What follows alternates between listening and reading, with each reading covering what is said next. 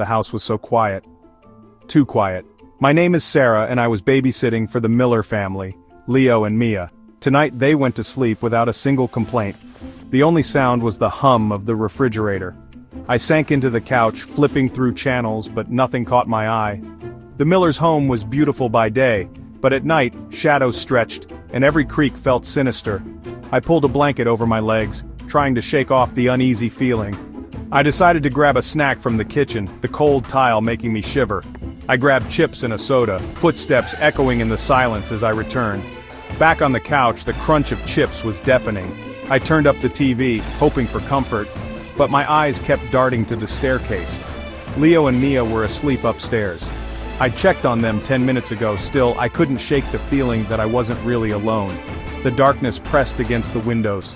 Why did I feel like something was watching me? My phone buzzed, making me jump. It was Mrs. Miller. Relief washed over me as I answered, trying to sound calm.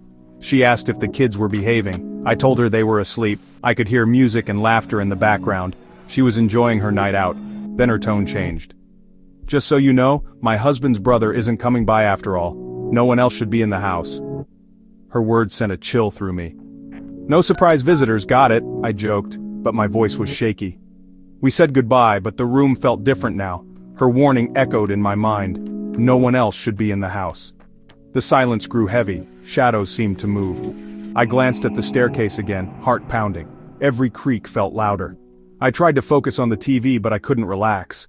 The sense of being watched grew stronger. I suddenly felt very, very alone. I tried to focus on the movie, but Mrs. Miller's warning haunted me. Then I heard it. A soft thump from upstairs. I froze, listening. Maybe it was Leo rolling over. Silence. I tried to convince myself it was nothing. Then another thump, louder. Then another. Footsteps, slow, heavy, pacing above me.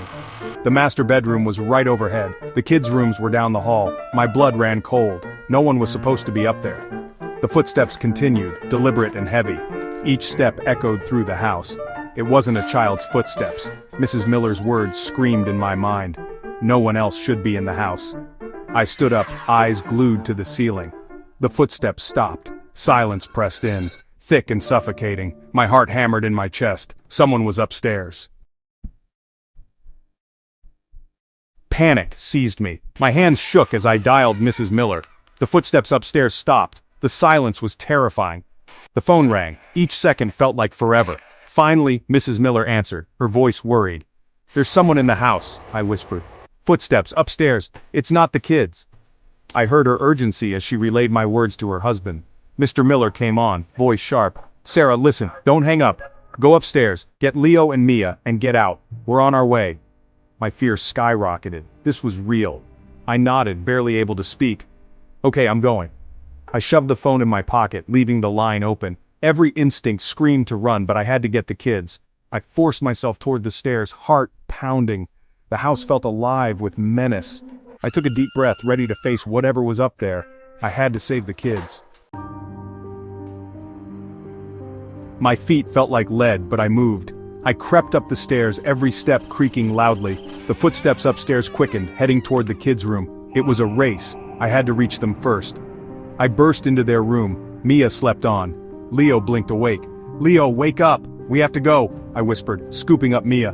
The footsteps stopped right outside the door. I grabbed Leo's hand, heart pounding. I could hear breathing on the other side, a low, raspy sound. I flung the door open and ran, dragging Leo, carrying Mia. We bolted down the hallway past the spot where the sounds had been. Down the stairs as fast as we could. I didn't look back. We burst out the front door into the night. Headlights flooded the driveway. The Miller's car screeched to a halt. Mrs. Miller grabbed the kids, hugging them tight. Mr. Miller ran inside, shouting, "Who's in here? Show yourself!" I stood on the lawn, shivering, phone still in hand. Police arrived minutes later, flashlights sweeping the house. We waited outside, red and blue lights painting the house in eerie colors. The officers searched every room, attic, closet, and under every bed. After what felt like forever, they returned. "There's no one," the officer said. "Every door is locked, all windows secure, no signs of forced entry." Mr. Miller looked baffled. "But we all heard it. I heard it over the phone." The officer shrugged. There's no one in there now, sir. The house loomed behind us, silent and still. The night air felt colder. I hugged myself, trying to stop shaking. The Millers thanked me, but we all knew something was wrong. The mystery remained. The police left. The Millers apologized, paid me, and checked my car before I left. I drove away, glancing back at the house, now blazing with lights, but it looked haunted. I couldn't sleep that night. Every time I closed my eyes, I heard those footsteps. Thump, thump, thump. The next day the Millers called. They'd searched again, nothing out of place, no signs of entry. It was as if whoever was there had vanished into thin air. They asked if I'd babysit again. I said I'd think about it, but I already knew my answer. I was never going back. So the mystery remains. Who, or what, was walking around upstairs that night? Was it a prank, a burglar, or something else? I still think about it, especially on quiet nights. What do you think was up there?